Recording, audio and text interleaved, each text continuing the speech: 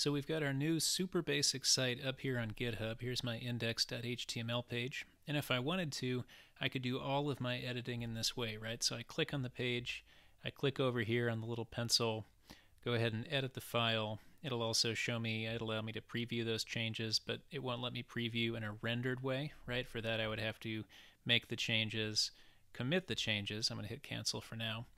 And then go over to taylorhokanson.github.io/site1 or the repo name and do it that way. Now, while you can do it that way, that's a little inconvenient, and then sometimes it takes a minute for the changes made here to reflect over here. So I want to show you a different way to get this done that's more streamlined.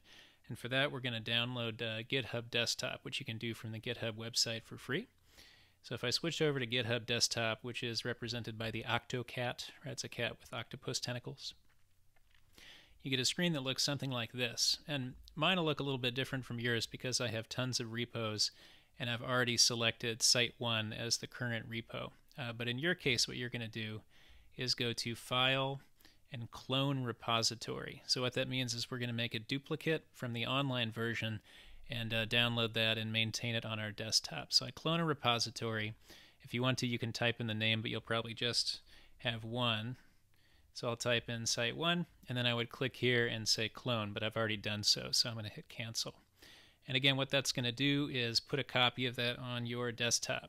So if I switch over to my Finder view, and I go to, let's see, Documents, down to GitHub, and then find site number 1. It should be a lot simpler for you. Now I can see index sitting right there. Okay, now what we're going to do is over here it says open the repository in your external editor. So when you downloaded GitHub Desktop, you automatically also downloaded Atom, which is a plain text editor. So when it comes to manipulating code, you don't want to work in something like Microsoft Word because that might add extra formatting to the code. Like certain kinds of quotation marks or other kinds of indentation and so on. And that can be interpreted as code by the website and then cause things to render incorrectly. So we're going to use Atom, the free plain text editor. So I can click over here, open an Atom, or on the Mac, it's Command, Shift, and A. Okay, so let's open an Atom. It'll pop up like this. Now Atom can do lots and lots of stuff, so we're going to close out a lot of these windows to begin with because we don't need them. And you can see mine's already open. You may have to open yours up. If you open up the repo Site1, you'll see this little .git folder with a bunch of stuff in it. Just leave that alone. I think that has to do with version control. But if we click here on index, we can start to edit it.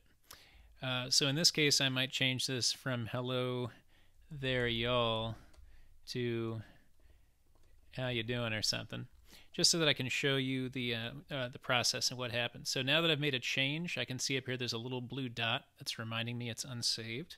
And when I save it with Command S, you can see over here that these guys have turned orange. So let's take a look back at GitHub Desktop. And it's easy to tell now. If we make really huge changes, this will get much more complex, but it shows you what the old text said, and here's what the new text said. So in order to sync this with the online version, I'm going to go down to commit to master. And if I want, if I really want to be well organized, I can also write a note to myself to say what kind of changes I made, because you can roll these changes back if you ever get yourself in trouble. So commit to master, and then the last thing I have to remember to do is push to origin. So if I wanted to, I could make a whole bunch of commits on my local machine, but those changes won't be reflected online until I say push. So this will just take a second. Okay, and now if I want, I can go back up to GitHub, and you can see here that the IO site still says y'all instead of what I changed it to, and if I hit reload, nothing happens. But if I go over here in GitHub itself and hit reload, you can see hello there, how you doing has been updated. So this gets updated immediately, but you'll see that this page, even if I refresh or do a hard refresh, that's actually going to take a minute. So I'm going to show you a different set of steps, and then we'll come back and check if it's uploaded already. So even though I can upload quickly, those changes won't be reflected in the site immediately, which means that we need a better way to make edits on the computer and check to see what the changes are so that our workflow doesn't get slowed way down. And to do that, we're going to open our file locally, right? So I'm in Firefox, and I just go to File and Open, or Command O. and I navigate to, in this case, the repo inside GitHub, site number 1, and open up the index page. And you can see that this index page has rendered the site correctly because I'm referring to the most recent document, so we don't have to wait for GitHub to redistribute documents on their server's end. So this is a way now, if I wanted to, I could go back to Atom, and I could add in y'all or whatever, save it, and then even without uploading it to GitHub, now if I just reload this local file, you can see those changes reflect immediately. So my recommended workflow here is that you work through GitHub Desktop and Atom, but on the local computer, and you make a bunch of changes, you save them, you check on how they looked locally in Firefox, and you can tell it's local, see, because it's referring to a file path on my computer instead of the internet. And then you work, you upload this stuff to GitHub, and then you maybe check back in 30 seconds or 60 seconds so that you can see how it functions online.